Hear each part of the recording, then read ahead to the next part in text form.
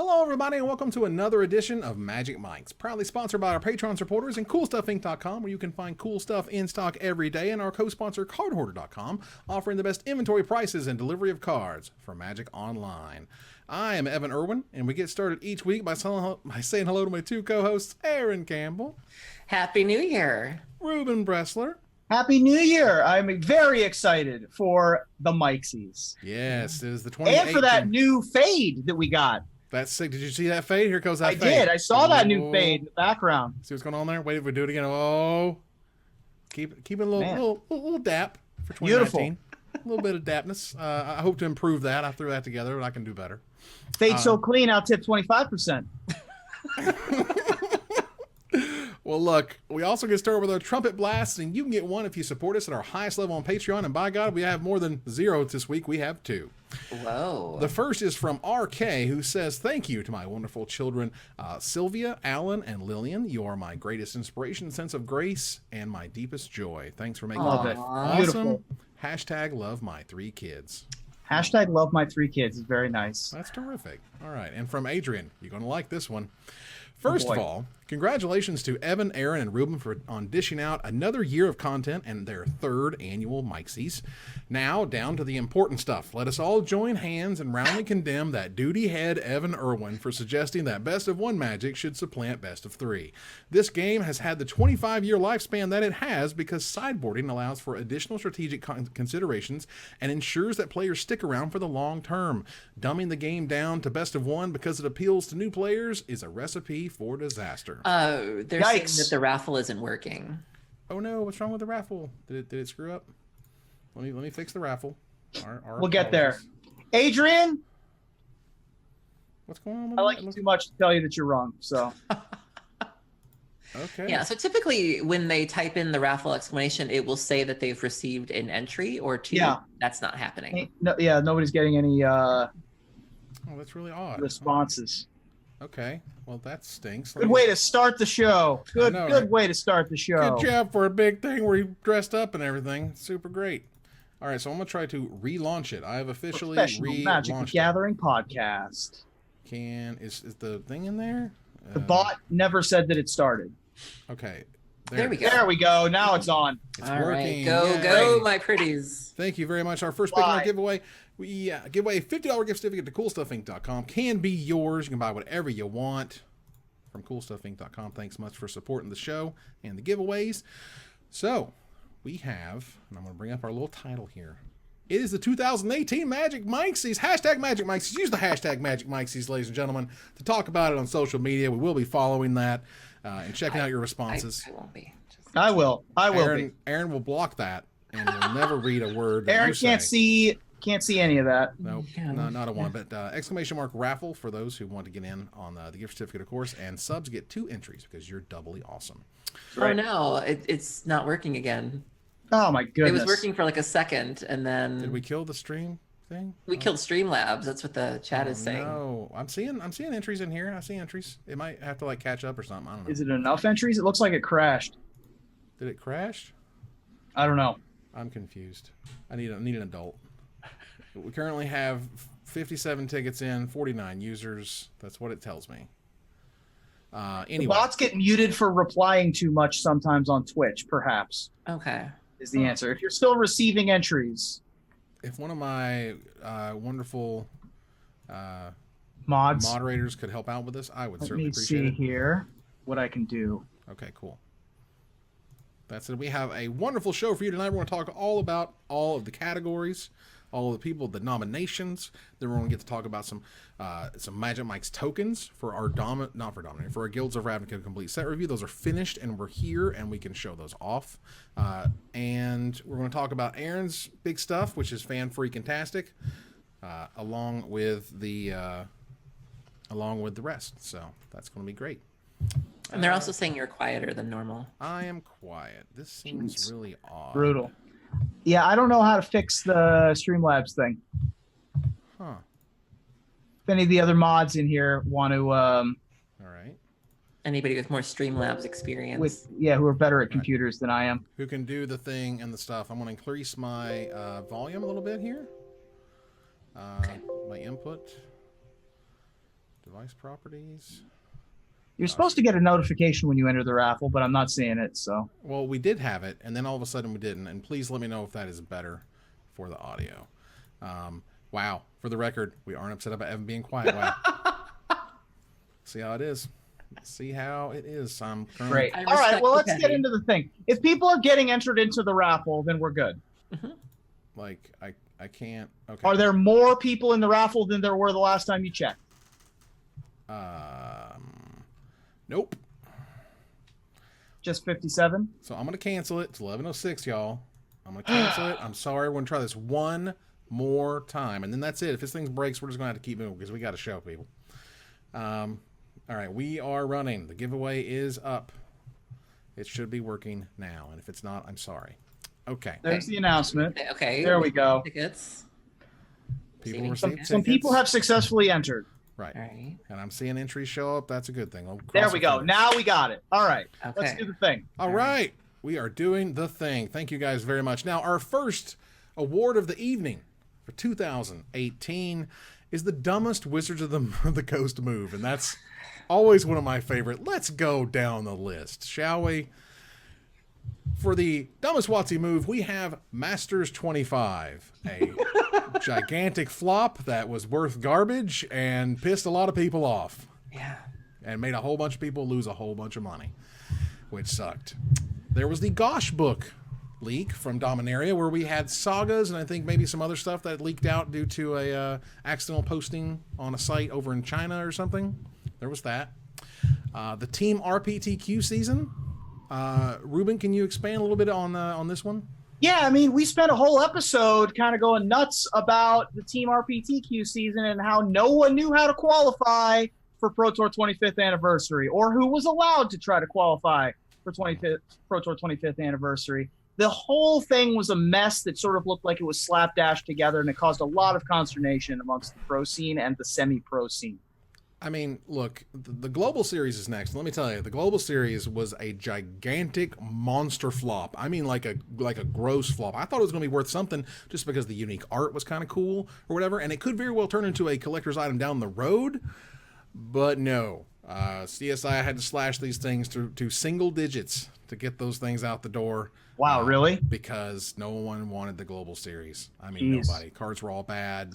And I remember you being very passionate about that, and I know there was some debate about what if these cards were actually good, like what would you do? And then cut to 6 months later in the Nexus of Fate kerfuffle. And we'll get to that a little bit later. There's actually some more about Allegiance and how that's working out. But regardless, go back here to our dumbest Wizards moves. We have the Silver Showcase. Oh my God, just a cornucopia of stupid ideas that came together in a turd salad. It was just disgusting.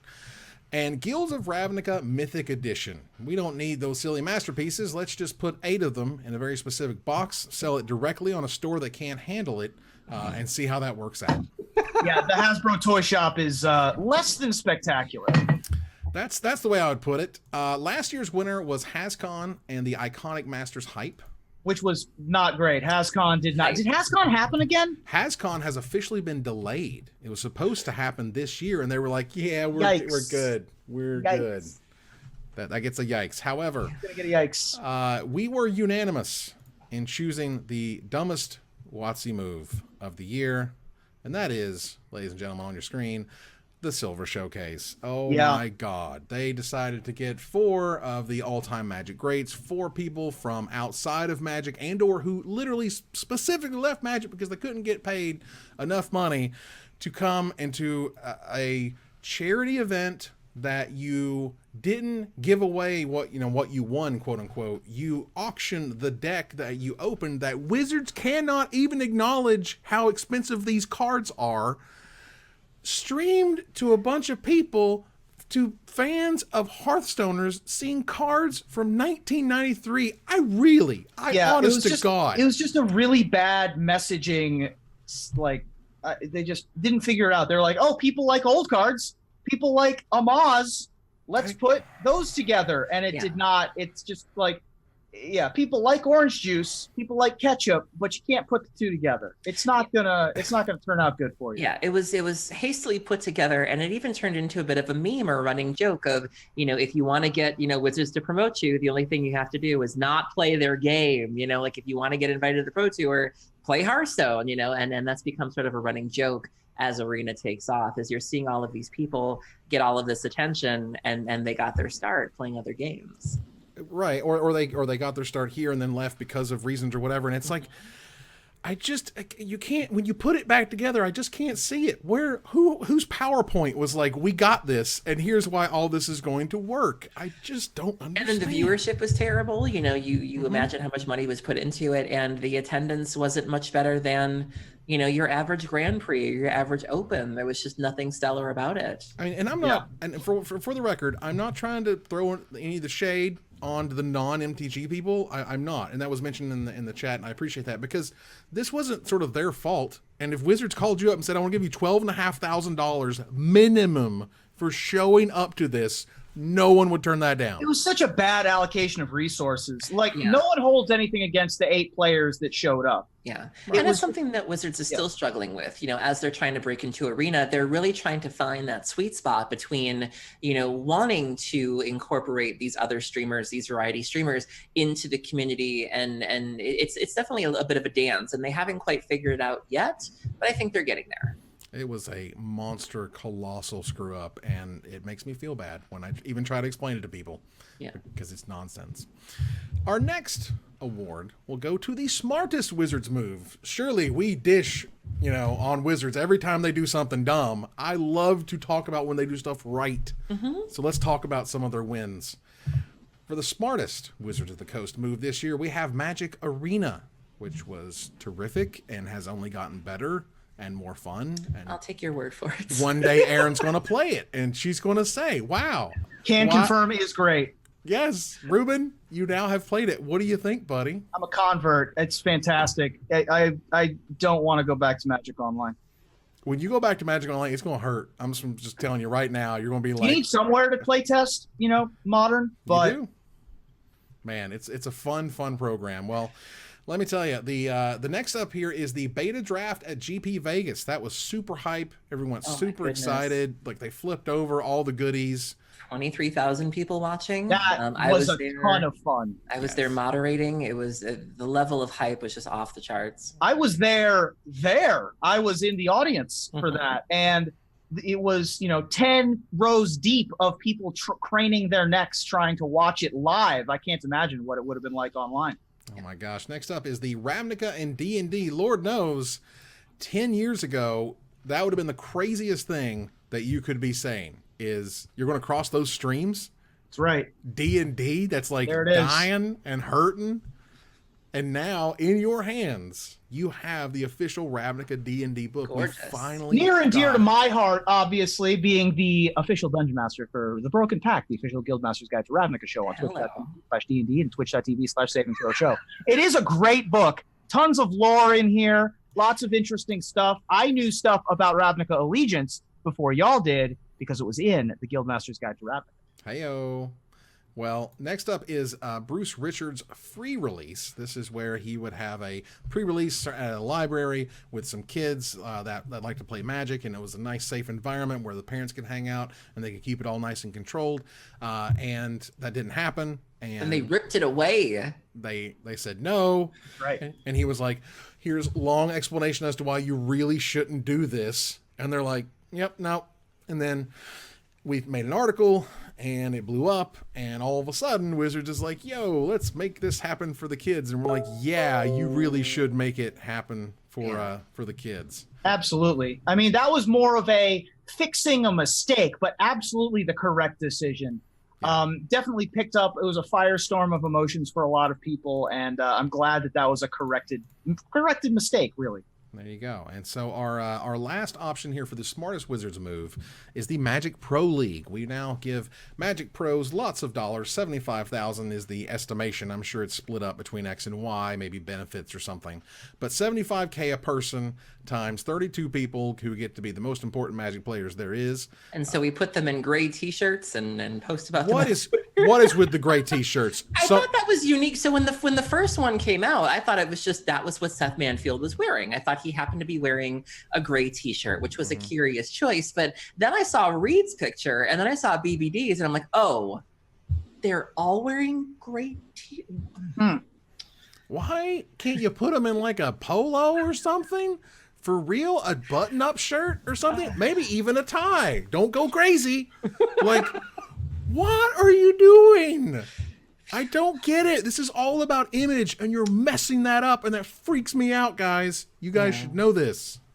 Ooh. Every silver lining has a cloud. This was a good decision. Don't worry. The $75K, the established contracts, the getting them to stream, the being out in public, gray t-shirt or not, the Pro League, and we haven't even seen the first event yet. It's a great thing. It's a great thing. However, the winner for smartest Wizards of the Coast move for 2018 is Magic Arena. Magic Arena is an incredible investment into the future of Magic, what Magic is starting to look like, how Wizards is starting to change the game subtly to make best of one a thing and make best of one important, and make best of one work with a lot of modal option cards, at least that I've seen. And yeah, Magic Arena, again, Ruben's over here just got to play the thing for the first time. I mean, yeah, clearly it went well. It's fantastic.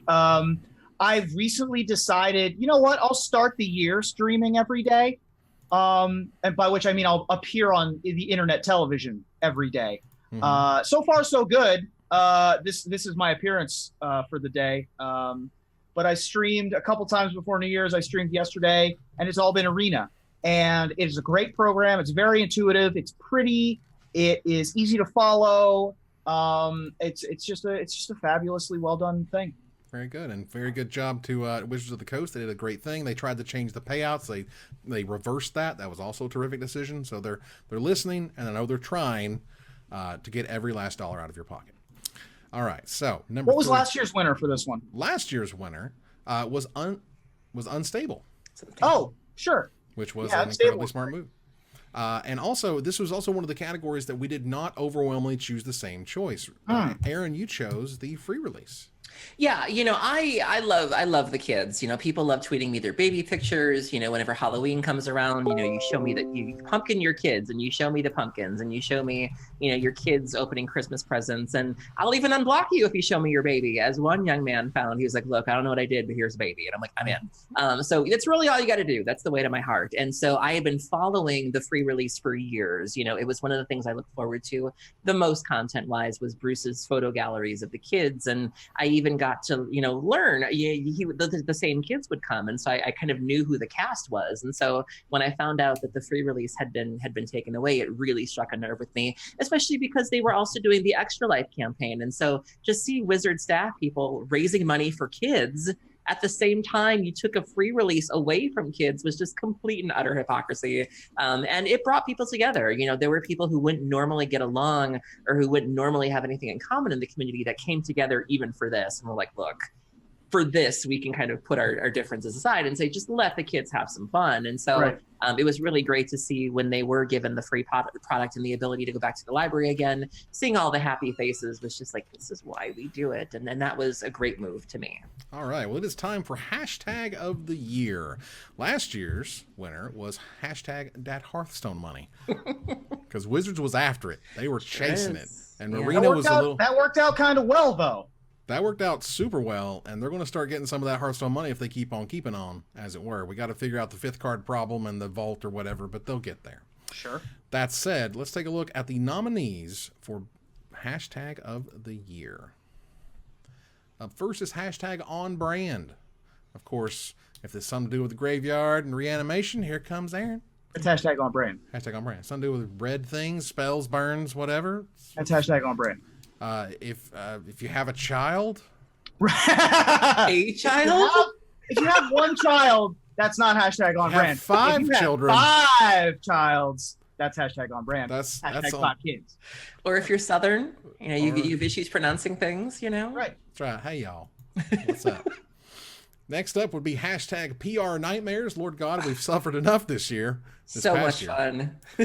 Aaron, what have been some of your favorite hashtag PR nightmares since you're Oh the my PR God. nightmares queen? There's just so many gifts they keep on giving, and we might even talk about some later. But I love, when streamers do dumbass things. I love, the whoopsies. I love the faux apologies. I love so many things. It just makes my heart sing.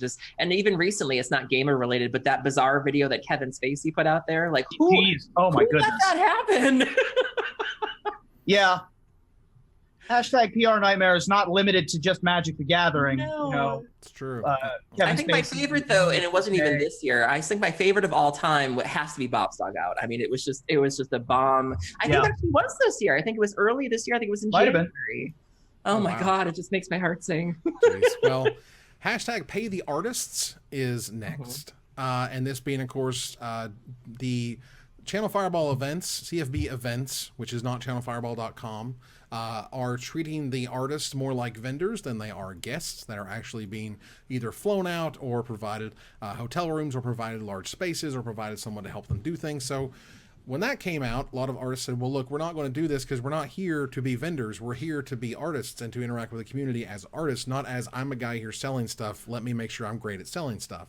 And some pretty passionate responses from Mike Linneman, from myself, in that I've dealt and managed, artists to arrive at Grand Prix before and being taken care of and so on and so forth. So this is something that can be fixed and they can fix it. But as of right now, nothing has been done or changed much beyond, I think they were offered someone to sit at their booth while they go get lunch. I think that was a concession or something. It's awkward. Yeah. Anyway, the next hashtag we bring up is hashtag Spirit Squad. Ruben, you want to talk a little bit about that one? Sure. Well, a negative turning into a positive. We've got that spirit. Yes, we do. We've got that spirit. And so do you, because Cat Light got her deck stolen at a Magic the Gathering tournament. I think it was at a SCG Invitational, actually. Yeah. Oh, wow. And it went missing somehow, and it was a horrible situation. But the community, the Twitter community, Magic folks coming together to rebuild a popular player's deck. Cat has been well known for the Bant Spirits archetype, and the people who responded said, you know what, I've read all of these articles. It's the reason why I have success with Magic. The least I can do is supply you with this extra Mausoleum Wanderer that I have laying around, or this extra Noble Hierarch, or this extra Windswept Heath that I have laying around, and rebuilt the entire 75 in about 24 hours. People who wanted to submit cards couldn't because the deck got rebuilt so quickly. Kat had a really delightful, heartfelt apology video that she posted to Twitter as well. And it's really just an endearing, heartfelt story of how good things can happen in the Magic community and embodies the Gathering. Got picked up by Newsweek even, which was some good press for the game. And yeah, I've known Kat for a while. She's a sweetheart. She's also a member of the Vendilion Click podcast with Emma and Emily and Meebo and Jessa Steffen. And yeah, she's just delightful. And I couldn't be happier for her. And she's still, tweeting pictures as she receives the cards. And it's just, it's great. Yeah, it's absolutely been terrific. And as I understand it, all the cards are foil. Is that right? They gave her... I think that did happen, where all the replacement cards were top flight quality. Yeah. Wow. All right. One last hashtag here for hashtag of the year is hashtag MPL 2019. That is the Magic Pro League. We talked a little bit already. Where again, they are paying the pros, actually, factually, and that's a good thing. That's right. You'll see a lot more of the MPL 2019 going forward. So let's go ahead and get to the winner of the hashtag of the year, and that is hashtag Pay the Artists, because just pay them already. It's so egregious. And this had been kind of brewing for a while. We had heard stories of artists who had indicated that they weren't being treated well before, and it finally reached the breaking point where they initiated a boycott. And a lot of artists who, even though they weren't partaking in the boycott, still voiced their support for it. And we got some very candid posts by people like Darkin, who really kind of shed some light on what was really going on. That it went from sort of it used to be where you were invited individually, where it's like, hey, Darkin, we want you, Darkin, to come to this GP. And now it's just sort of, well, you're an artist and you happen to be Darkin, so yeah, you can come. And so it went from being this sort of personal experience to almost like a cattle call, and almost having to before they would ask you to come to GPs, and now you have to come to them. And the fix sounds so simple, Evan. You brought up the solution of the map, of like, you make a map, you put the pins in for where the artists are, you look at where your event is in relation to that, and you invite them. And it doesn't seem like it's rocket science, but yet here we are. And it just doesn't, there hasn't been a fix yet, and it's really, really unfortunate. There's nothing worse than being invited to the party and then being uninvited because somebody cooler than you wants to show up, and you're like, wow, that's just where I am in the world, huh? Like, right. Yeah, I think that this is also an honorable mention win for PR Nightmares. This was a PR Nightmare that took on a hashtag of its own with Pay the Artists. Obviously, Pay the Pros recently, I think, was a winner of hashtag of the year. So a little bit of a streak going on with that as well. Yeah. Hopefully they fix this and make it better for future Magic Fests. Quick shout out to, obviously, Mike Linneman, Vorthos Mike, who is the steward of all things Magic art at a wonderful Magic art show in Japan. Also was responsible for the Magic art show at GP Vegas. Just an excellent steward of the game and a big force behind Pay the Artists. And I hope that resolves itself relatively soon in a positive light. Yeah, I agree. He wrote a sort of a follow-up article called Solutions for the Artist Boycott, where he goes over some of those things that they could do, ways to track why people are at events and why they're showing up and so on and so forth. But I just think just leaving it where it is just the worst thing they could be doing right now, and it feels like where we're at. And then they have the nerve to do the AMA afterwards, where like people really thought that that AMA, it's kind of like R. Kelly doing an AMA. It doesn't really make a lot of sense. But there's just, it could have been an opportunity to really, because a lot of times we don't necessarily know the whole story. And so, it would have been great if they had done it and were prepared to really drop some truth bombs where it's like, y'all don't even know, we're going to hit you with the reality. And instead we got nothing but more spin, more canned responses. And so it just didn't really solve anything. And I feel like to do an AMA as this was going on and not do anything to assuage people was just a really bad move. Because it could have been great. Like, you could have done it and just laid it all bare, and you didn't. I mean, something like, coming out with, I think we promoted them too much. I'm just like, for real? That's really, really what you're taking away from this? Yeah. Okay. Well, we're going to reach a special moment of each Magic Micsies, and that's where we talk about In Memoriam. We have had community members, players, and or artists that have left us over the past year, and that would be both Corey McDuffie and William O'Connor. I knew Corey personally, met him, at a Magic tournament. Who'd have thunk it? And we hung out. Even after the Magic tournaments, we got to hang out and talk. And he was a funny guy, super cool, great, do anything for you kind of guys. Super good at Magic, just way good at Magic, and was just innately good at Magic. Absolutely. I played against him once at an invitational 2 years ago, the only invitational I ever qualified for. And I remember we were doing a modern side event on Sunday, and I had seen him on coverage. And so I remember getting paired against him, and I was like, oh my God, that's Corey McDuffie. That feeling when you're playing against somebody good, because, some of us aren't good, but when you're getting paired against somebody good, you get really nervous. And so I ended up beating him.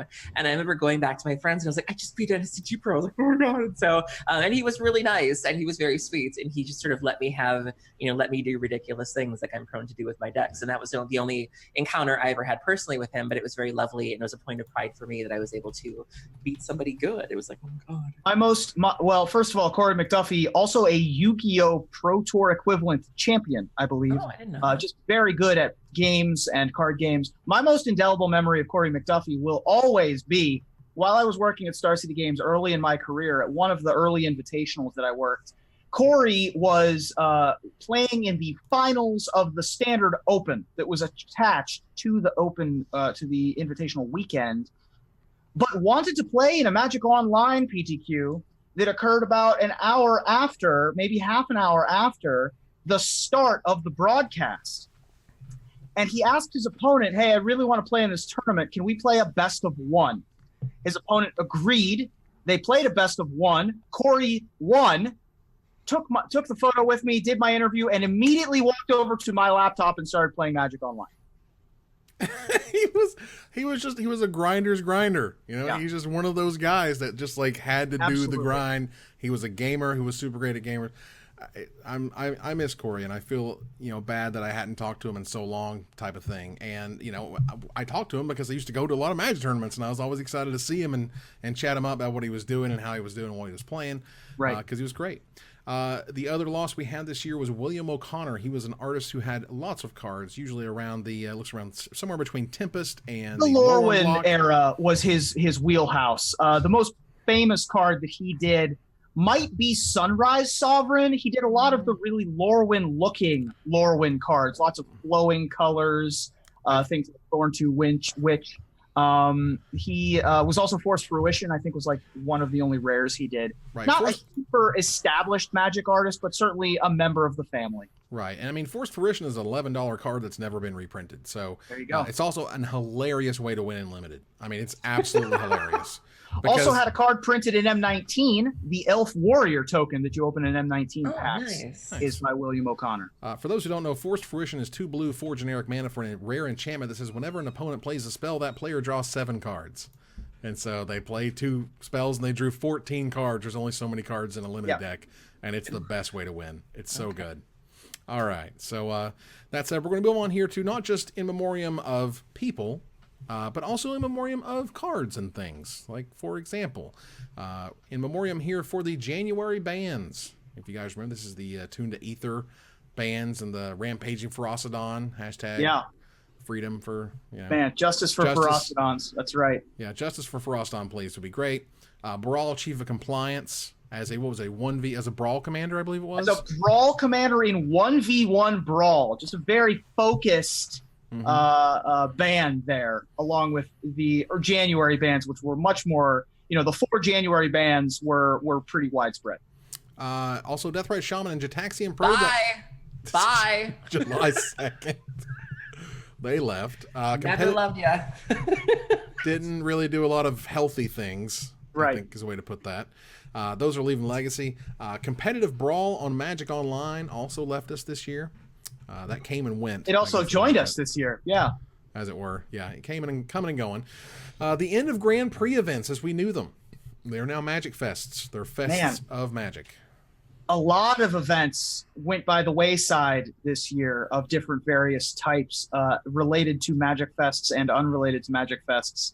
Grand Prix, as we know them, I will never go to another Grand Prix unless this weekend's Oakland is a Grand Prix. Is it Grand Prix Oakland or Magic Fest Oakland? Wait, I don't know anymore. I honestly don't know. I think it's Magic Fest. Either way. I think it is. I'll never go to another Grand Prix. That's a weird sentence to say. That is really weird to say. PPTQs, out. Store Championships, out. The Pro Tour is now the Mythic Championship. The Pro Players Club is out of here for the Pro League. And possibly, I'm not sure what they're doing with this at this point, is the Pro Tour Hall of Fame. Yeah, I don't know. Where that's going, what that's supposed to do. And, of course, there's no winners here. We're just start talking about those things. All I know is that Reed's eligible this year. So true. But he's only eligible if it exists. How dare you? He's been eligible since birth. Well, the fact that I finally got to vote in a Magic the Gathering Pro Tour Hall of Fame class makes me very proud and happy. So at least I got to do it once, even if it's only once. All right. Well, those things left us, and some we're sorry about, and some we're not so sorry about.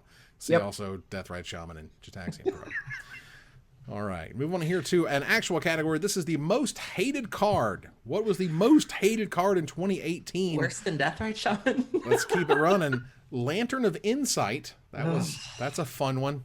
Pro Tour Rivals of Ixalan was a winner. Luis Salvato. Ugh, it was gross and disgusting.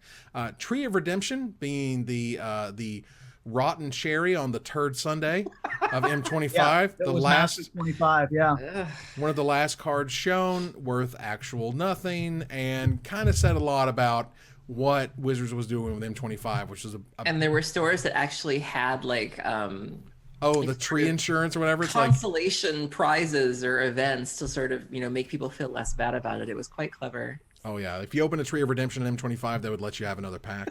Right. Because you get the whammy. Nexus of Fate, the M19 Buy a Box promo. That's right. People were mad about Buy a Box promos when it was merely Fire Song and Sunspeaker. Then it became playable in Standard, and everyone lost their minds. Well, I can tell you right now, the Ravnica Allegiance Buy a Box promo is not tearing up the charts. No, neither did Impervious Great Worm. No, and so even Impervious Great Worm, I think clearly had a lot of Timmy appeal, whereas this next one, the Highland or whatever, the vampire thing, is just too expensive. So it's expensive even for casual players, and let alone being competitive in any way. So sales are not that great based on buy a box promo. Let's put it that way. We're still waiting for the Assassin's Trophy mega rare that's going to get all the people excited. The Nexus of Fate? Not the Nexus of Fate. That said, and let's see, we have Goblin Chain Whirler is next as an option. There's a card that showed up and just ran a format for a while. Right. People were talking about banning Goblin Chain Whirler. Yeah, they were. Oh my God, that's ridiculous. And Invert and Invent, which needed a Rada on day 0. Yeah. The hostage taker award for day 0 errata goes to Invert and Invent, where they accidentally put or forgot an entire 3 words at the end of Invert, end of turn, or maybe 4 words, until end of turn. And so that was a problem. There you go. All right. So easily fixable on Magic Arena, though. It's true. The winner for most hated card is Nexus of Fate. The M19 Buy a Box promo turned into not quite a fiasco, but it got to the point where Wizards had to explain that there were more Nexus of Fates out there than any other Mythic Rare, that it isn't as rare as you think it is. Well, they also had to increase the availability on Magic Online, though, because on Magic Online it wasn't as available. True. Fair enough. So they did. Because you didn't buy boxes on Magic Online. I forgot about that. Yeah. I mean, just the fervor that people were experiencing just to get their hands on this card. It was a tier 1 deck, and it's still a viable strategy in other decks as well. And the buy a box promos were already a polarizing topic, just the idea of them. And then it was fine when they weren't very good, and then Firestorm and Sunspeaker came out and they started flirting with playable cards, and people were like, okay, you're getting a little warmer here, no pun intended. And then Nexus of Fate happened, and people were like, this is actually a playable card. Like, this is a good card. And, all of those fears that you had over sort of the global series, Evan, about what if these cards from overseas are good? What are we going to do about availability and things of that nature? All of those fears sort of came to life when Nexus of Fate happened. And it was just, and not to mention, it's just a painful deck. And I love me an non-interactive deck, and even I won't go near Nexus of Fate. I have some shame. And so it's a painful deck to play against. And, the discussion that it brought about was just very polarizing. And well, who was not upset with Nexus of Fate in any way whatsoever, and that is your friendly local game store, because they sold every single booster box that came with it, and that's a good thing for them.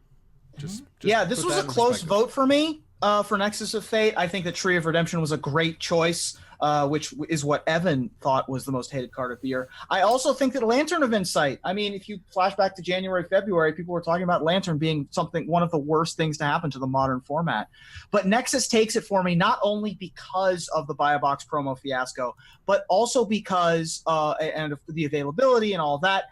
But it's miserable to play against is the big problem now. You go onto Arena and everyone's crafting their Nexus of Fates. Bant Turbofog is a very good strategy at the top tiers of Arena, especially in game 1s. And it is a problem card for sure. It's a little painful in some ways, but again, it being powerful is good. For me, I did not choose Nexus of Fate. I chose Tree of Redemption because M25 was just like bad on bad, and then we're starting to realize it's not really gonna get any better, but wait, we still have one mythic left, and then it was Tree of Redemption, and it was just like the kick in the groin that you did not need for that set to give you at this point. We kind of know that Tree of Redemption and Scapeshift probably swapped places, so that Scapeshift would have been the big reveal at the end of Masters 25, and then we would have had Tree of Redemption in M19, I guess. I don't know. I seem to have learned, because in subsequent spoiler seasons, we were kind of waiting for the shoe to drop, and they've been pretty good about keeping the hype going since then, so I think they learned.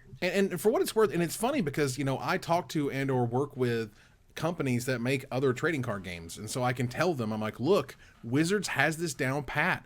A good example being that Final Fantasy. It took a while for Square Enix to realize, oh wait, you mean we're not supposed to show you everything on day 1 when it comes out? It's like, no, you need the hype period, because for video games you can't show anything. You can't give one little tiny bit, let alone show them whole swaths of gameplay. You remember when that whole event came out and the set wasn't even out yet?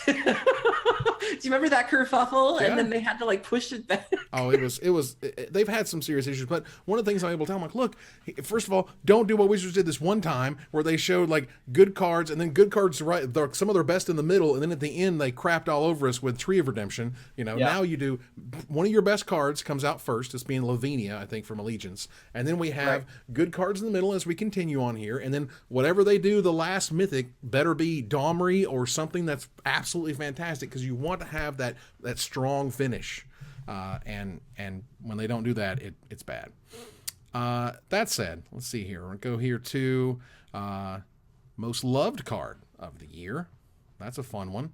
Our options include Yargle, Glutton of Urborg, Nicol Bolas, the Ravager, Assassin's Trophy, Healer's Hawk, and Lightning Bolt. So this is one where we split. There was a split decision. The decision was not to choose Lightning Bolt, but I will allow Ruben here to explain why he chose it as the most loved card for 2018. Yeah, Lightning Bolt was the most loved card of the year, guys. You guys are wrong on this one. We're going to go to a red zone real quick, in my mind. Not actually to a red zone, but Lightning Bolt won the Magic bracket for most loved card of all time in the year. In addition, it became a new Grand Prix promo, which you can get at any local Magic Fest. So I guess they're Magic Fest promos now. I guess. And Lightning Bolt is spectacular. Burn is still one of the top tier strategies in Modern, where you play 4 of. Everything is a bolt of one kind or another. Everything will always be compared to Lightning Bolt. I think it is the most loved card of the year. You're allowed to be wrong. Well, look, I get that, but you're wrong. You are. Because the winner of most loved card is Yargle, Glutton of Urborg. I mean, that's also a pretty good Cargle. I was a big fan of Yargle, especially when the Dominaria Spargle came out. Just people really like and attracted themselves to Yargle. I mean, yeah. I mean, who would have thought that a common, a 9? Uncommon. It's an uncargle. Okay, who would have thought that an uncommon would just win people's hearts like this? Of all the things, and Dominaria was an incredible set, which we'll certainly talk about. But of all the things that people still talk about, they're not talking about Joyra, they're not talking about all these other things. They're still talking about Yargle, and the fact that Yargle had such a great moment in the story, where I didn't know that Yargle was as big as it was, where it was big enough to almost swat the weather light out of the sky. That's wild. And there's a part where it fights with Muldrotha, which is awesome. And so, not only was the card just beloved from the moment it came out, it also had a really great moment in the story that made it just felt larger than life and made you really root for it. And I don't know anybody who didn't love Yargle. I mean, to me, this card is amazing because it's ridiculous. Like, the mouth on it is silly. There's the whole thing. Sarah's wings on this thing and having a ball. Is insane. There was also part of the thing was the pushed power level of Dominaria was great. For those who don't know, Yargle, Glutton of Urborg is a black and 4 generic mana for a 9/3 legendary frog spirit. The end. Why? Yep. Sure. But what it has is an incredible story etched on it. Because see, when Bells and Locke's lieutenant Yarkul grew too ambitious, the Demon Lord transformed him into a maggot. The frog that ate the maggot grew and grew until a ravenous spirit burst from its body. Oh my God. That whole thing is ridiculous and horrifying. Excellent story behind this card. People just wanted to learn more. This wins the Totally Lost award for card of the year because we learned of a character that we just wanted more of. Mm-hmm. And Dominaria did such a great job of that. I mean, Slimefoot might have won this award, Slimefoot the Stowaway, had Yargle not just captured the hearts and minds of everyone. It's true. That said, last year's, for those just who are curious, last year's most hated card was Attune with Ether, which they later banned like a week or two after we recorded that cast. Yep, sure did. And last year's winner for most loved card was Spike Tournament Grinder. Nice. Back-to-back years for mono black cards. I like it. Very nice, very nice. All right, so we're going to go on here to our next category, and this would be the artwork of the year. Nope, the drama of the year. It's time to get dramatic. We have all tea and all shade section of the Magic Micsies. Drama of the year, we have Dominaria Gosh book, where that was accidentally spilled. But I think the fact that the set was so good, and sagas were so great, it didn't. It certainly helped.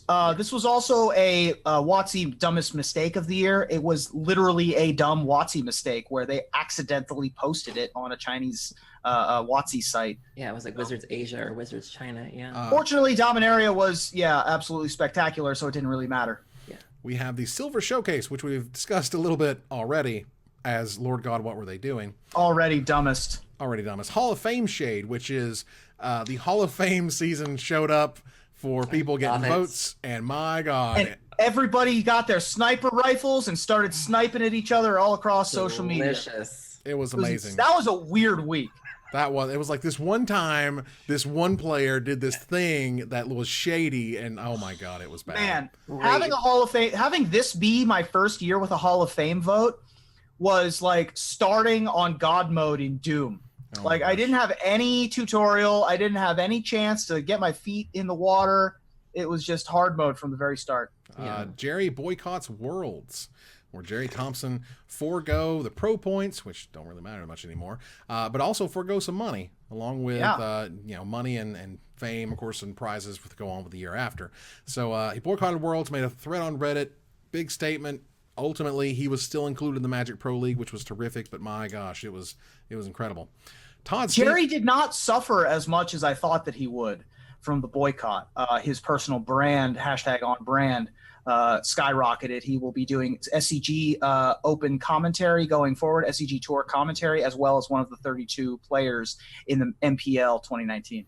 I would call that winning. That's a win. And he also picked up a lot. He and Brian Gottlieb picked up a lot of that Patreon money. Yeah. That Patreon money for his I was going to say stunt, but I don't even think it was a stunt. I think it was honest and earnest. It was a statement. It was a statement. Todd Stevens, banned from SCG events for prior behavior. That's a viper's nest I'm not stepping in. The artist boycott of GPs. He's still streaming, though. Still streaming. Yeah, he is. The artist boycott of Magic Fests / Grand Prix, whatever we call them these days. The Pro Tour, the Players Club, and the GPs going away. So we are clearly running a little long here. So we're going to speed this up. I mean, this was a hard category. We cut some. We cut a lot, and we had a lot of options. But that said, the winner for Drama of the Year is Jerry Boycott's Worlds. You just can't get a bigger story that impacted so many, that got outside of Magic a little bit to other news outlets. And honestly, I think, again, just made Jerry that much more of a figurehead of the community of, like, this is what the good guys do.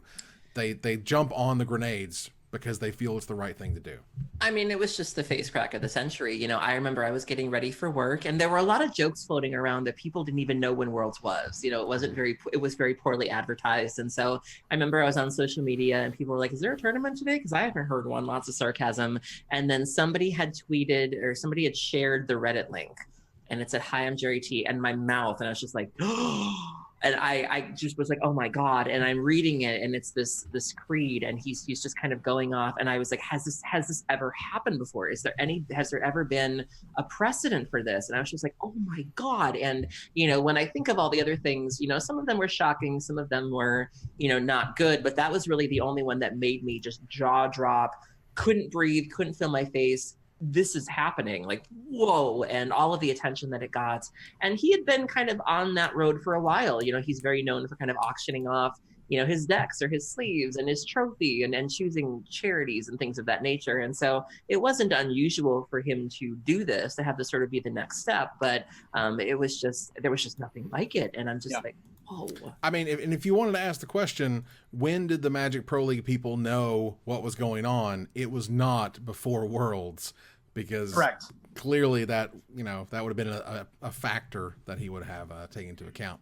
Yeah, I mean, as the news source for Magic the Gathering, as one of the news sources for Magic the Gathering, I would be very interested to know when the pro circuit knew that the Magic Pro League was going to be a thing, particularly Willie Adel and Eduardo Sajalik and Huey Jensen, who were the player committee, and probably had a hand in whatever the Magic Pro League was. But yeah, certainly it wasn't before the World Championship. Mm-hmm. It was also the best PR move that the World Championship could have possibly gotten. It was by far the top voted article or post from the Magic Reddit this year by a factor of almost 2 times as much. Jeez. Well, then you had and all it of the was insane. Fallout drama, with the chat. I was one of the people moderating, and Right. we were told to, we were told that we were going to let certain things go on in chat, and then we had that one rogue moderator who just started banning anybody who mentioned Jerry's name, and it was like, oh no, what are you doing? And then there was the mod power struggle and things of that nature, and just anything having tangentially anything to do with that just led to drama. All right, let's move on here to artwork of the year. This being the first option here is Doomsday from M25 by Noah Bradley. The set was awful, but Doomsday was gorgeous. Boy, that was such a gorgeous piece. Oh, no, that's the other piece. No, yeah, right. Noah Bradley's been killing it this year with his butt. With his butt. Sometimes he puts his butt on things. And if Do you have the butt play mat? We should have don't. that be the art instead. Doomsday was gorgeous, though. That was a really good piece of art. That was incredible. Aminatau, the Fate Stitcher from Commander 2018. Excuse me, it's Aminatu. Aminatu. Oh my God, I'm too southern for that one.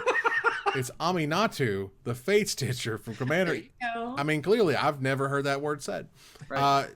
Commander 2018 from Seb McKinnon. Yeah, I mean, Seb's been killing it. Commander 2018 came out this year. Remember, everybody? And that Aminatu, the Fate Shifter art, when it came out, people were like, not only have I never seen anything like that before in Magic, I've never seen anything like that before. Like, it was for like a whole week, people were like, what is this art? And where in the world, like, did Seb McKinnon come from another planet? What's happening? He's incredible. Next option here would be Karn, Scion of Urza in Dominaria by Chris Stone. Chase.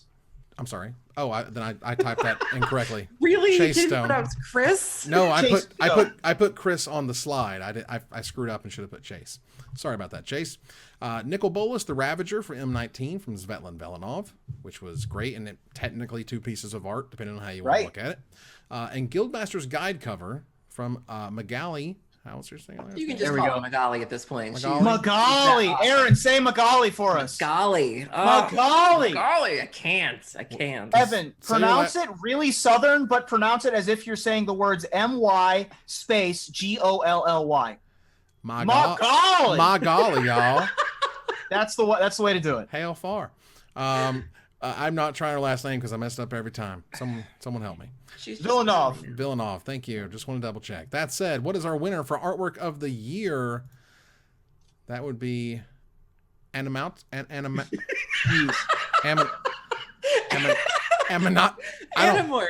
Oh my God. Animatu. So Seb McKinnon has had an amazing year, starting off with Dirge of Dread at the start of the year. Aminatu's Augury, that profile with the butterflies or the moths is just ridiculous. We're seeing, there was the Revival card from Ultimate Masters, the red-green spell that was absurd, and now we're seeing Bedevil from Ravnica Allegiance and Bankrupt in Blood. Have you seen that? Oh my God, he has just had an incredible year. His style is so recognizable. I remember before we even knew what Aminatu did, people were like, that's a Seb McKinnon card. You can look, Bedevil. I didn't even need to scroll down and see the name. I knew it was Seb McKinnon. His style is just so recognizable. He had a very successful Kickstarter this year, which I participated in, got my Entomb playmat, which is gorgeous, and I cannot wait to see what he does in 2019. Honestly, it had to go to Seb McKinnon this year. It's always tough to choose which Seb McKinnon piece you like the best. Animatu, Dirge of Dread, his new Stasis that was available on Magic Online, the new Kumbaj Witches that was available on Magic Online. Rite of Belzenlock, they gave him a saga that was absolutely spectacular. Seb McKinnon killed it this year, especially with his Kickstarter and all the stuff that was available there as well. He also did Conclave Tribunal, which I'm playing 4 of in my arena deck right now. So he's just absolutely killed it this year. Oh, and remember Growth Spiral? Oh my God. Right. From Allegiance, looks unbelievable. Seb's and Vengeful Rebirth, the new Vengeful Rebirth from whatever that is, Eternal. The way that I described it the way that I described it is that Seb is on the same rocket ride that Noah Bradley was on about 3 to 5 years ago, where everything he did turned to gold and everything was amazing and everybody tuned into anything he would make because Noah Bradley was just crushing it. And now Seb is, and it's great to see because Noah at this point, he's lifted that plane all the way up, and so he's got all of his projects going, and Seb is on this incredible incline of everyone's in love with everything he's been doing. I need playmats of everything that he does forever. Yes. I want to give one quick shout out to Jared Blando, who did the art for the Dominaria world map that I absolutely loved. And Jared Blando also did the arts on the flip sides of all of the promotional Ixalan enchantments. Oh, nice. And he's just a map maker, cartographer for fantasy maps, and he did some spectacular work. And of course, one more shout out to Magali. My golly, y'all. My golly. Well, look, congratulations to Animaniacs, the Fate Stitcher. It's great. Got that one from the chat. Well done. Good job out of you. That's nice work. Let's move on here to our coverage moment of the year. There's P. Sully going off on Ravenous Chupacabra. If you haven't seen that one, give it a Google. I was on the floor the whole time. It was going to ruin the game. It was great. It was great. There was a Corey McDuffie moment at Pro Tour Rivals of Ixalan that was very touching, very awesome. Yeah, with Rich Hagon had a very touching moment. Yeah, that was really great. Gary Campbell wins GP Birmingham. They made an entire Walk the Plains episode regarding this moment, essentially, and it was very emotional, honestly. It's beautiful. Yeah, you watch somebody who's worked so hard, so long in the community, really pulled everybody together. Really do well. Lee and Seth's Hall of Fame speeches. Hashtag Seth Manfields. Yep. Wow. The man feels right here. The man that was just a wonderful moment. You had Lee Shitian talking about the struggles of being an Asian Pacific pro, and then you had Seth Manfield who starts off and he's like, so people know that I'm not always in the greatest headspace, and then he just starts sobbing. And to be clear, I was sobbing too. There wasn't a dry eye in the house, but it was just so great that he just kind of predicts where this is going, and then he just lets it loose. He's like, I wanted this forever, and I'm like, I do too. Like, it was just wonderful. Oh my gosh. And finally, there is LSV's Settle the Wreckage, the very famous pen trick. Doing the pen trick thing. Am I going to do the bop bop bop? And then got everybody talking about whether or not there was a lot of talk about the fact that it was versus Jeremy Desani, who has sort of a colorful reputation in the community, and sort of the battle of good and evil. There was a lot of talk about would we be as okay with this if it wasn't LSV? If Random Grinder 76 did this, would we still be fine with it? And so it inspired a good solid week of discussion, and just very entertaining to watch as well. So the winner for coverage moment of the year, and honestly, it's not really close. This will be Gary Campbell winning GP Birmingham. It was incredible. Go back and watch that moment. Go watch Walk the Plains, which really explains why that moment was so important, let alone the emotion of when it happening. But now you get the context of it, which is just that much more. Absolutely. I haven't even seen that sort of reaction to pros winning, certainly after the pro tour where they do like the team thing where they pick the guy up or whatever. But, this was somebody that you didn't, for American Magic, we had no idea who this man was. And so to see somebody who may not be a known quantity get that sort of love was like, wow, he must be really doing something special. And that walking the plains video was wonderful as well. It's so hard not to root for him. Like, he's just a very lovable guy. And it's just really what Magic is all about. The oldest GP champion of all time and forever. Now the GPs aren't a thing anymore. Riley Knight's finals commentary was spectacular. There was another Riley Knight coverage moment that came close here where he was explaining the job of the commentators when something shady happens on camera. Riley had just a spectacular year in general, but being in the booth for this final in particular was extra nice. Obviously a fellow Campbell winning a Grand Prix, Aaron, that's got to count for something. Lord knows I'm not. and Red Prison winning a Legacy GP, throw an ensnaring bridge at your face for the win. I'll tell you what, well look, something for everybody. Well, to recap, this is a brand new category for this year, so we don't have last year's winner. But for last year's Artwork of the Year, we had Admiral Beckett Brass, of course. Jason Rainville, for those who may not have been around for those. Let's see. Next up is Format of the Year. Let's take a look at our options. And this is a split decision on this one, guys. Format of the Year, there's Pauper, which I love. Or if you're my friend Kendra, it's Pauper. It is Pauper. Pauper. It's palpable. Modern, which is always a super fun, super big format. Absolutely. Best of Defending one. champion as well. Defending champion from last year. Best of one from Arena. That's more or less its own kind of format. Ravnica Standard, which has been pretty freaking terrific, in my opinion. And Standard Plus, that's coming to Arena after we finally get to sets after the next fall set. There's no Brawl. Where's Brawl on the list? Where is Brawl? Good question. Can you show me where Brawl is? Because I can't find it. No, I can't. And I loved Brawl. I don't know if it's still around, but I love Brawl. I think it's a great format, but I don't see it. It's tough. I will note that this is where Aaron and Ruben were on the same train, and I think surprisingly a little bit, differed. My choice for this was Ravnica Standard. I think that Ravnica Standard is absolutely terrific.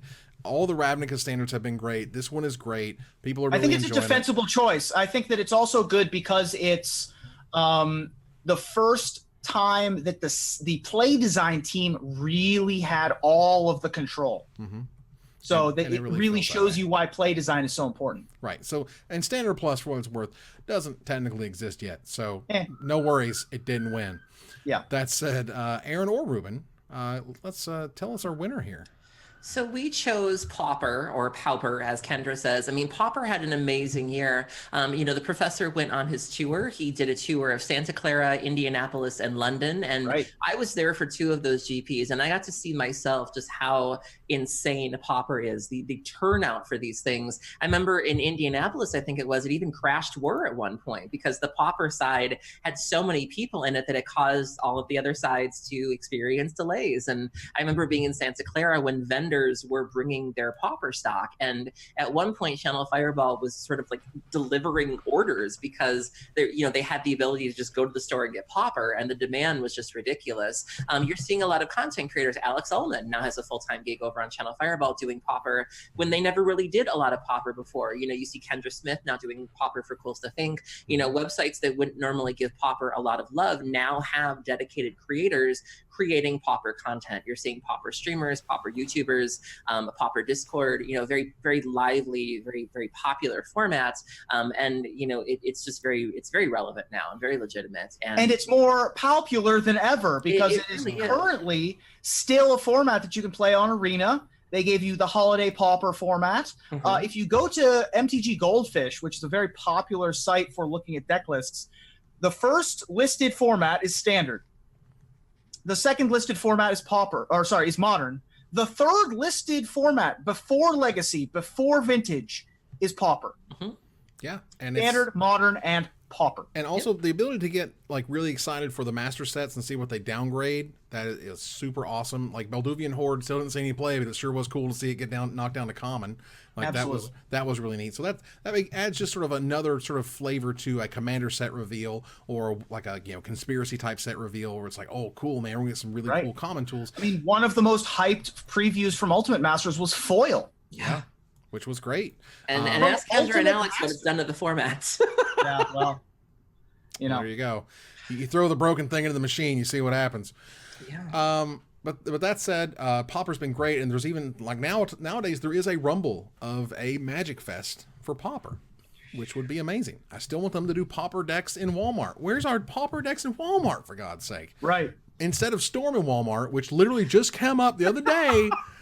In the Magic Arena subreddit, somebody's like, I got this card that is Storm. I don't know what it does. What does it do? And it's like, no. Come here, pumpkin. It's just rough. Come sit with me. All right, let's move on here to Set of the Year. All right, before we do Set of the Year, Evan, before we get to the biggies, before we get to Set of the Year and Card of the Year, are we covering the other stuff? The only stuff we're going to be able to cover is our tokens. What? Excuse me? Well, and your announcements. Right. So where are we putting that? Right after. After everything? Yeah, right after. We're almost done. I mean, I feel like people are going to shut us off. Okay, if you want to do it first, that's fine. Let's go ahead and do that before we get to the biggies. Well, now I feel like shoehorned. No, it's not shoehorned. It's cool. How about we take a look at our tokens? Yeah. Now, I'm saving Ruben's for last because I think his kind of... Mine's kind of great. Kind of great. Aaron's is the best. Oh. Now, you can get these later on CoolStuffInc.com after I get them printed and all this other stuff. But for those who supported us for the Guilds of Ravnica complete set review, these are going to be on their way to you soon. Bringing up here the first token, which is mine. Check out my soldier with lifelink token. Yes. Which is super cool. Pretty great. I mean, if this is a pretty amazing token with the pose, and it's a side of Evan I've never seen before. There you go. A Dios Reverado? Dios Boss, just wrap it up. Dios Boss did the artwork. Thank you, Dios, for that. Let's bring up here Aaron's 2/2 zombie token. Oh man. Look at that. Love that. Mine. The Fate Stitch is so good. Yeah. Stitching Fates like you do as a 2/2 zombie. It looks really super delightful. nice. I mean, the attitude, the pose, just everything perfect about it. And correct me if I'm wrong, but this art is based on a Seb McKinnon piece, right? Fate Stitcher, I don't think it's Seth McKinnon, no. Is it not? Oh, yeah, okay. it's from Fate Stitcher. So this was, so when we do these things, we either have to send in pictures or we have to give them our inspiration. And so I'm a big fan of Fate Stitcher. I love it in vintage, and I love that the Fate Stitcher almost looks like it's doing a mic drop. And so I thought that'd be a kind of a fun thing to do. Us as content creators, we often have mic drop moments, and Dios just completely ran with it and added a nice little string element of me kind of pulling an anonymous string. And I just love everything about mine. It turned out so good. So it kind of sucks for those who are listening on the podcast. You can't see this, but when you tell somebody, "I want to be a tater," can you make me a tater? Let's get the tater emotes, subs. Yes. Let's get Subs. the tater emotes going. Can we in the please, Discord and in the chat? please, tater, please show us that Tate love, because here is Ruben's token. That, ladies and gentlemen, is a tater on a green stick. Holding a hoe. I have a stick body. You got the sticky. I love Kinda. it. Oh my god. If you are subbing, you have your own unique potato emote. I love this token. I love all my tokens so far. The Squirrel Wizard from our first release, the Dominaria Teferi. Looks great. It's now my business card. But if I'm honest with myself, my true form, my truest form, is as I am Ruben Potatoesler. Somebody in the chat said fries of the Eldrazi. Oh, love it. I want to play Avenger of Zendikar now, just so that I can have a board full of Ruben Bressler potatoes. Yes. Your own little colony garden, all right there. That's right. Colony Garden makes this.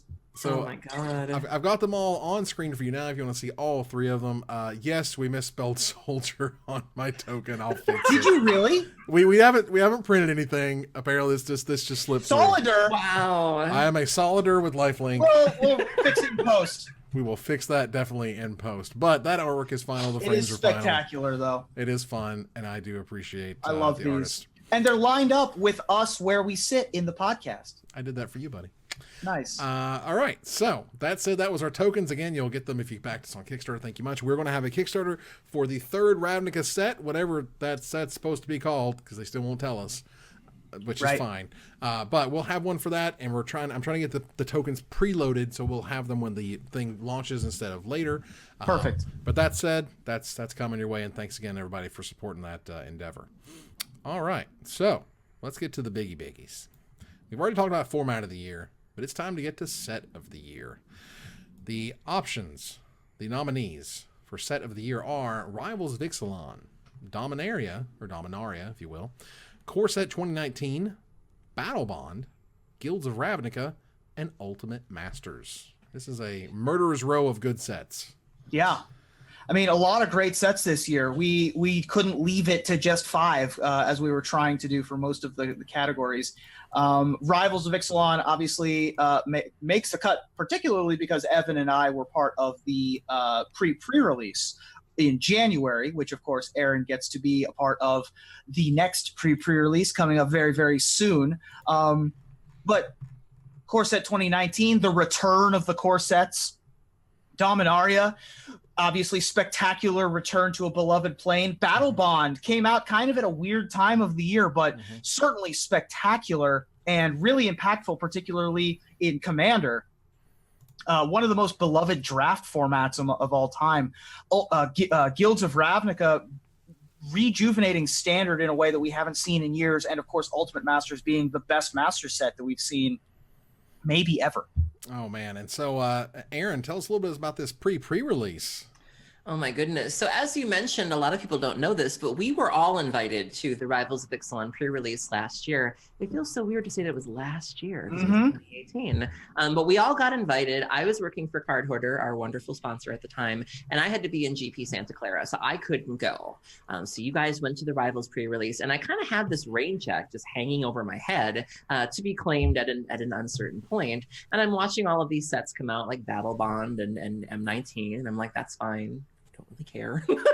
And then we started getting hints that we were going back to Ravnica. And at that point, I was the kid in the classroom, like leaning over the desk, waving, hoping the teacher calls on me. And the first Ravnica set came out. I did not get picked, which is fine. But then James emailed me a couple weeks ago and was like, "Do you want to do a pre-release?" And I was like, "Yeah."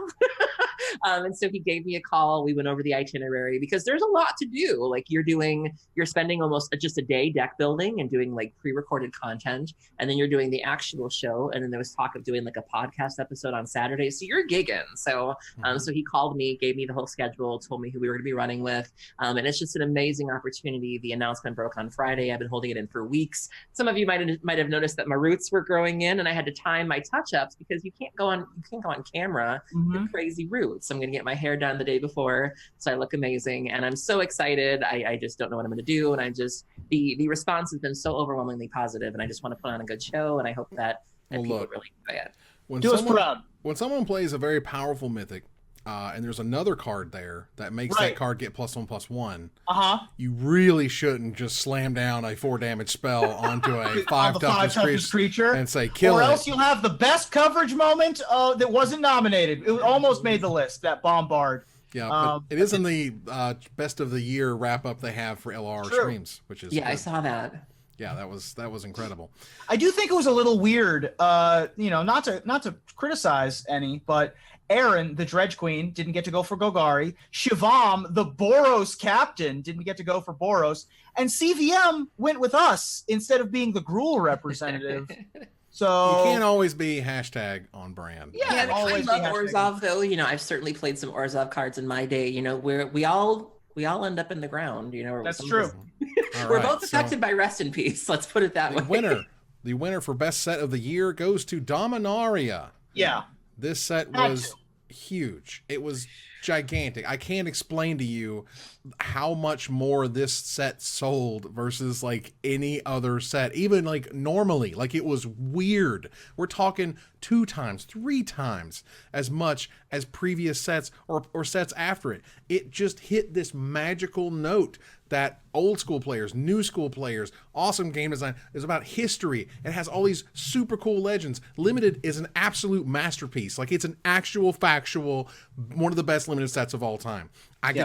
It's just incredible how good Dominaria was. There were memorable characters like Slimefoot and Rada and Teferi and Yargle and Muldrotha and Josu Vess, and there was just so many. It just knocked it out of the park in so many ways. The story was good, the mechanics were good, the limited was good, and I'm not a limited player, and I enjoyed playing that limited format, and the impact that it had on standard, the storyline, it was just a home run. Like I don't know anybody who had anything bad to say about it. I think if anything, the only bad thing they had to say about it might have had to do with that board game. But which is on sale right now for $40 for that premium version. What a world. But yeah, I mean, it was just from top to bottom, it was a success. It was absolutely terrific. And I can't wait to go back to Dominaria. This is as close to a home run and a perfect set as you're going to get. Yeah. Really are. I spoke to an R&D member who said, if this set doesn't like hit, and if people don't like this set, we don't know how to make Magic sets. And I'm just like, yeah, because it's amazing, and I love it. It's amazing. All right, it's fun from an innovation standpoint, where they introduced a new card type. The keywords were perfect. The characters were perfect. I mean, beautiful. It's everything. Let's move on here to Card of the Year. Card of the Year, last year's. Let's take a look here. Let's see. Card of the Year last year's was Fatal Push, which was terrific. And of course, last year's set of the year was Unstable, as Unstable swept a lot of awards last year, which was great. But Fatal Push was last year's. This year's Card of the Year nominees are Lantern of Insight, Goblin Chainwhirler, Nexus of Fate, Teferi, Hero of Dominaria, and Healer's Hawk. certainly a fine list to go through. Absolutely. A lot of Pro Tour champions. A lot of Pro Tour champions that kind of came out of nowhere. Healer's Hawk, I don't think that people expected it to dominate the Pro Tour quite like it did. Luis Salvato taking down the first Pro Tour of the year with Lantern of Insight. Obviously, Chain Whirler and Teferi, Hero of Dominaria, having huge impacts on the Dominaria and the Team Pro Tours, respectively. And, of course, Nexus of Fate being a powerhouse that also had so much consternation and discussion around it. Really deserving list. Absolutely. So the winner card of the year for the 2018 Magic Micsies is Teferi. Hero of Dominaria is the card of 2018. It defines so much. It was supposed to be one of the best cards in the set. It is one of the best cards in the set. It's secretly only 3 mana. It slices, it dices, it runs archetypes. It is absolutely a powerhouse. It's Teferi, who everyone loves. 4 formats. It injected new life into Modern. In fact, there are some people who suspect that one of the reasons why we were given Jace the Mind Sculptor is because Wizards knew that you were just going to care more about Teferi, that Teferi was going to be as good, or dare we say better. It sees play in Legacy and the Miracles decks. It sees play in Vintage even. For a 5-mana Planeswalker to see play in Vintage. Wow. I mean, when you're good in 1 format, it's fine. When you're good in 4, I mean, you can't deny the power level there. And that card needed to be good. I think the set would have been an embarrassment if Teferi was terrible. And it's another one of those frustrating cards that people are just like, give us tools to deal with it. And it's just it's a powerhouse. Yeah, it is absolutely terrific. So it had to be the winner. It has the word Dominaria right in the name. Teferi is one of the most indelible characters in the history of Magic the Gathering. To be able to bring it to a new audience, to be able to bring it to a new audience in a way that they care about playing, to bring it to all of the formats without it being totally broken, just very, very, very good. Is a really well done. It's the mark of a perfect design. Yeah. Teferi, Hero of Dominaria. As much as I love me a Chain Whirler, as much as I wish Chain Whirler could win this category, it's got to be Teferi. It's just too good. But they did a great job again, top to bottom. This is, you take your marquee characters and you make them awesome. Karn Sinoversa, terrific card, super cool, very powerful, but not too powerful. That's the way we want them. Absolutely. All right, so that was the 2018 Magic Micsies. Thank you guys so very much. We are going to now pick a winner for our gift certificate. Congratulations to the winners and condolences to the losers. Of vintage, Blablore. Right. I'm going to be going back to the Vintage Super League for my 3rd stint. So nice. We start in 2 weeks, I believe. I'm going on the first night. So nice. It will be me. And it's an all-star cast. So it's going to be Rachel Agnes, Randy Bueller, myself, Cyrus Corman-Gill, who has been tearing it up in Legacy specifically, but his skills also translate very well to Vintage. Brian Koval, who I believe won the Vintage portion of Eternal Weekend. Kevin Cron, Brian Kelly, Bob Maher, Dark Confidant himself. Seth Manfield is coming to Vintage, baby. Andy Marketon, also known as Montolio, if you played the Magic Online Vintage League, Steve Benendi, and Saffron Olive, bitch! Oh, I can't. I think he's better known as Seth. But Saffron Olive in Vintage, like, you see what he does in other formats. Like, I cannot wait to let him run loose in Vintage and see what he does. It's going to be incredible. Andreas Peterson, Andy Probasco, also known as the Brassman, Rich Shea, Matt Sperling really coming into his Vintage self. I love it. But yeah, there's a really all-star cast. We start on the 15th. It will be me, Rich, Bob, and Cyrus on the 15th. So be sure to tune in. It's going to be we're back to individuals this year. No more teams. So it's every person for themselves. Oh, wow. We're going to do well. There you go. Well, sounds spectacular. And go do all that is a sponsored by CoolStuffInc.com joint. Sure is. Yeah. That's right. As it were. So you'll find there'll be a discount code we're going to do along with the VSL. It's going to be great. And that's staying on the same day of the week? Tuesdays. So every Tuesday, we're going to start around, I think, 5:30 Pacific. Cool. And so it should be really, really fun. And I'm just trying to figure out what to play because I have a lot to prove last time. I kind of crashed and burned last time. I did well my first appearance, not so hot my second, and the third time we need to put people on notice because Mama's coming. I wonder what you're going to play in the Vintage Super League. Graveyard-related strategies, Hollow One-related strategies, Survival of the Fittest-related strategies. Also paradoxical outcome. You're going to feel real dumb when I show up with Mono White Eldrazi. I'm just saying. Well, congratulations to Bloblore for winning the $50 gift certificate to CoolStuff.com. Well done, Bloblore. Please contact Aaron or us, the moderators on our subreddit, and we'll get you your gift certificate code. That said, we're going to do some thanks. right now to all of you wonderful people who help make this show possible. Let's take a look here. Mr. Lubufu threw in 285. Actually, those are bits. I'll let you get to those. I'll get to those. Thunder Voice 1 resub for 9 months. Thank you so very much. Very nice. Thank you. Sub baby is achieved. It was the comment on that one. Just pretty good. Apex 41 resub for 2 months. Thanks very much. Arcane Lore resub for 7 months. That's awesome. House of Shadow resub for 8 months. Oh my goodness. Evan, is that a snap-on tie? No. That is a real. Oh. I tied the tie. Yes, Evan's on that grown man. I didn't. Mine clips in the back. Oh my I don't know goodness. how to tie a bow tie. I don't know how to tie a bow tie. Hashtag Ruben Bow-Teisler. There you right. go. Jersey Bricklayer, longtime friend, has resub for 9 months. Thank you very much. 00 Busy Hands resub for 5 months. Thanks a lot. And I think it's time to get to those bits. Oof. Yeah. By the way, if you sub or Patreon, correct? You get a part of the Discord, or is it just Patreon? I think it's just it's both now. I think I linked It's the both Discord. now. I think it is both now. I think I linked the Discord correctly. The Discord is a spectacular place where you get to interact with Aaron, Evan, and I on a daily basis. I check it on my phone half a dozen times a day to make sure that I'm up on the conversation. It's a great way to get in our ear and let us know what you think about the community throughout week to week.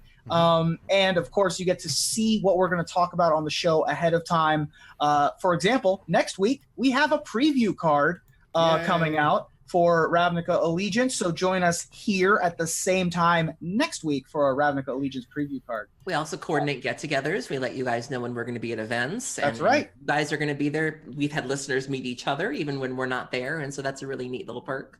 Absolutely. Yeah. And I'll be at GP Oakland this weekend. So if you guys want to come hang out, let me know. And yes, so for those who didn't hear it, we do have a preview card. It is awesome. We do. We have a preview card, and it is very good. Yeah, it is fun. That said, we're Sorry. go through So the bits. the cheerers for the week. JB Red Phoenix gave us 6 bits. House of Shadow 69 bits, as his custom. Mr. Lubufu 285. Draco Lucian with 500 bits. Smilkhouse with 500 bits. And the top bit giver this week, Drunk Gaming, 4,500 bits. Thank you so much, everybody. And thank you, Drunk Gaming, for coming in right there at the end. That was fantastic. Thank you guys so very much. It's been awesome. That said, we have to turn the corner here to the finisher as soon as I can find it. There it is.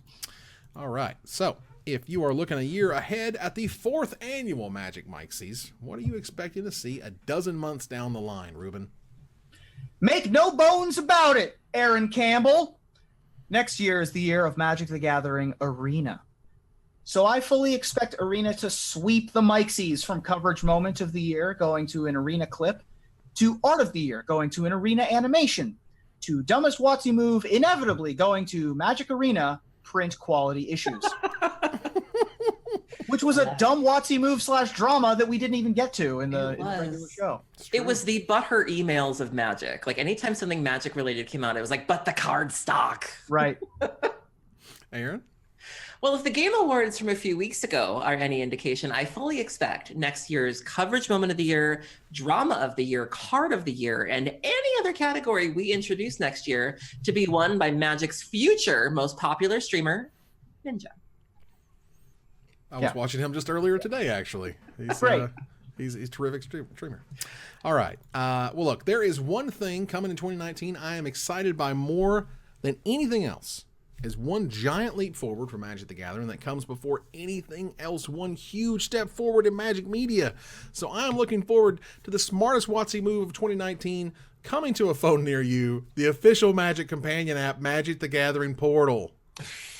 Do you believe that, Evan? Is that what you believe? I don't really believe that. Sorry. Oh, all right. I hope. What? How many years past due is that? Well, Yeah, so I wrote that joke and I forgot what Portal was about.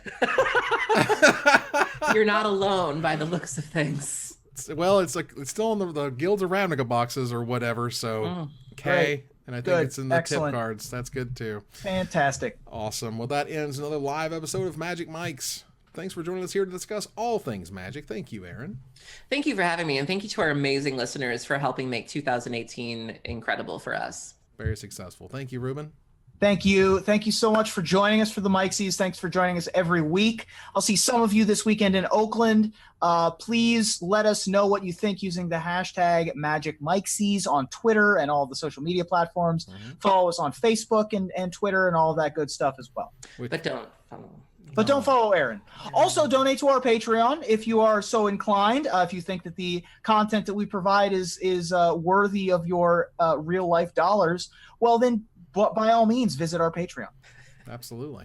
We're going to move here to our final slide. I want to thank our sponsor, CoolStuffInc.com, our co-sponsor, CardHoarder.com, my co-hosts, Aaron Campbell and Ruben Bressler, you guys for watching or listening, and hope you support us at patreon.com/magicmics. Please follow, like, tweet, favorite, share, subscribe, do everything social that tells people we exist. Catch us online on our Discord, twitch.tv at Magic Mics, on Twitter at Magic Mics Cast, our Magic Mics subreddit, and like the Magic Mics page on Facebook. Talk to us privately at magicmicspodcast@gmail.com. Follow the audio-only podcast at magicmicspodcast.libsyn.com, or find us on iTunes, or join us here next week. Same time, same place for another episode of Magic Mics. Good night, everybody.